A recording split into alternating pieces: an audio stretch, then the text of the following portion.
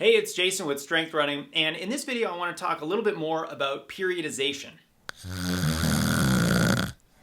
Now look, periodization is kind of a fancy word, but the real meaning of it is simply logically planning your training over time so that we can, as best we can, plan for your best race possible on your goal race. So if you're training for a marathon or a 5K, really doesn't matter the difference. Periodization is going to help you better plan your training so that by the time your goal race comes around, you are able to perform at a peak level. You'll have a peak performance. So I want to give you a short crash course on periodization, give you that workable definition. We're simply talking about better planning for our training. And as I like to say, better planning results in faster racing. So once we know what periodization is, how do we actually implement it in our training? Well, I'm going to introduce you to two different models of periodization. I'll draw some nice geeky graphs here on the whiteboard, and then some real general pointers for how to implement it in your training so that when you start planning your next season, you know how to better plan that season so that you're not doing the wrong kind of workouts at the very beginning or the very end, and things are logically sequenced so that by the time your goal race comes around, you're in great shape. So we understand what periodization is, simply planning your training over time to focus on slightly different things to hopefully get you in the place where you can perform at a peak level. So how do we do this in training? Well, there's a couple different models, and I'm sure you're probably familiar with the most common form of periodization. This is classic periodization popularized by Arthur Lydiard. It looks something like this.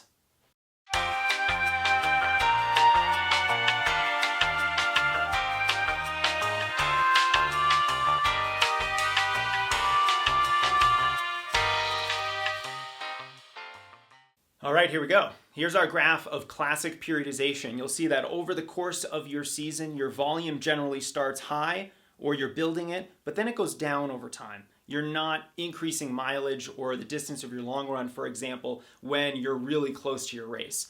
Volume tends to decline, but intensity tends to go up. That means that you're running faster and more challenging workouts as the course of the season goes forward. This is a pretty well accepted, well tested, and proven model of periodization. It works. So this is an example of linear periodization. All the metrics kind of move in one direction, whether up or down over the course of the training season. But it's not the only type of periodization. Let me show you what nonlinear or mixed or funnel periodization looks like.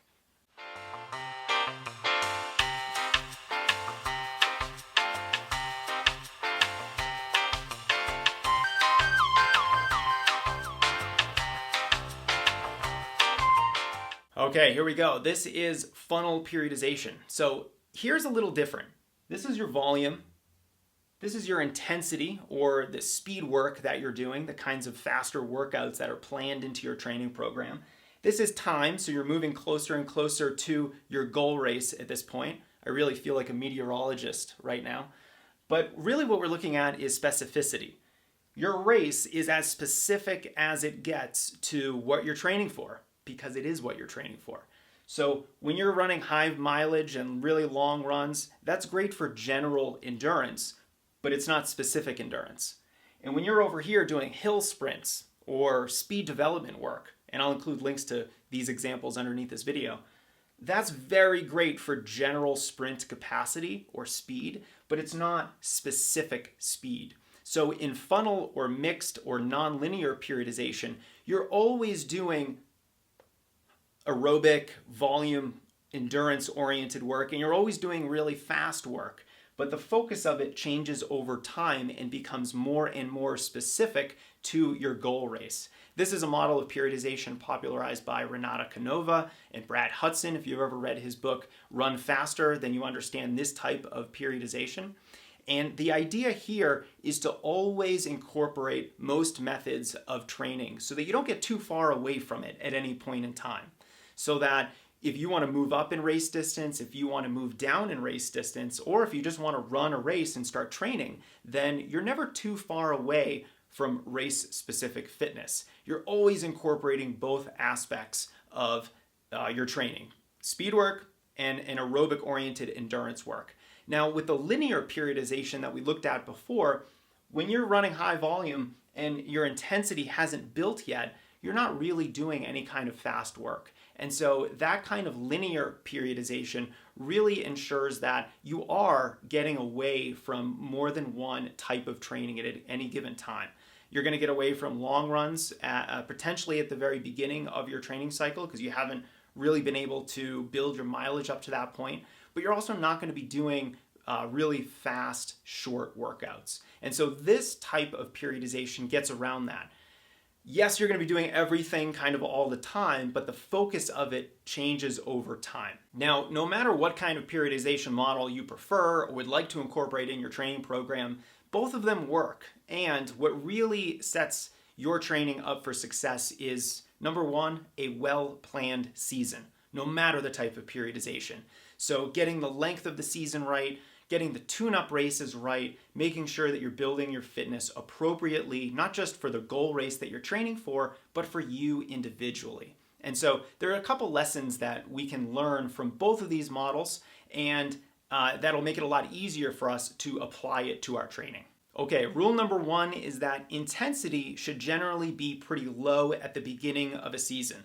This is true for both periodization models. So even though in the funnel periodization model here, you're going to be doing some fast work even at the very beginning of the season, it shouldn't necessarily be hard. So the intensity is relatively low despite the fact that you are still running fast occasionally. So if you're doing regular strides or hill sprints, that qualifies as doing intense work at the beginning of the season. But strides and hill sprints aren't necessarily very difficult. You get full recovery for both of them, and they're very further along back on this spectrum of specificity. So it's not specific, you get full recovery, but it's also very fast. And then as you build your season, as you kind of go and move towards your goal race, those workouts will get not necessarily faster, but a lot more challenging. They'll get more specific to that goal race, and they'll be a lot harder. Principle number two, despite the periodization model that you use, is that your mileage and your long run should generally build over the course of the training season or the macro cycle. That's what we're really talking about when we talk about a season. That's called a macro cycle.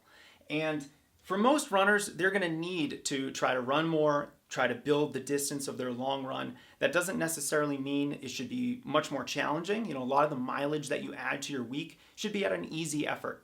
And those easy efforts are going to build the general endurance that we're doing here that will help you with the specific endurance later on in the cycle. But no matter if we're talking about intensity or volume, it should be relatively easy at the beginning and increase in difficulty as you move toward your goal race. And then finally, the last few weeks of your training season or your macro cycle should peak in intensity, but start decreasing in mileage and also the distance of your long run. So if you're 2 or 3 weeks out from your goal race at this point, things should start getting easier from a volume perspective. Your mileage should probably get a little bit lower. Your easy recovery days maybe even should get even easier. But at the same time, your intensity is peaking. You're running the fastest workouts that you ever have. You're running the most challenging workouts that you ever have. And most importantly, you're running the most specific workouts that are related to your goal race. So for example, let's say you're racing a 5K. You're training for a 5K. Maybe your peak workout is 3 times a mile at your goal pace with just a short 1-minute recovery. Very specific to the 5K, but not something that you want to be doing early in the season. You need to build up to that from both an endurance and a speed perspective. Now, if you're training for a marathon, that might be a 20-mile run with the last 10 miles at goal marathon pace. Great workout for the marathon, but again, not something that you want to be doing early on in the training season. It's simply too difficult. So let's start cutting back on the mileage. Let's start making all of the workouts much more specific to the goal race.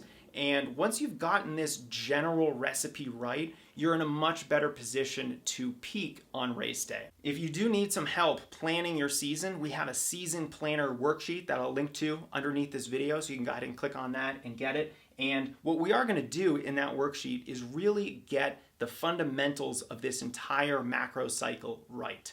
The length of the season, we're going to plan your tune-up races appropriately, not just the distance of those tune-up races, because you obviously want to run different tune-up races for the 5K as opposed to the marathon, for example, but also you want to make sure that as you're planning your season, you're running your tune-up races far enough away from your goal race, but not too far away. So there's an ideal distance that we want to put those tune-up races, ideally in the second half or the last 1/3 of the training season.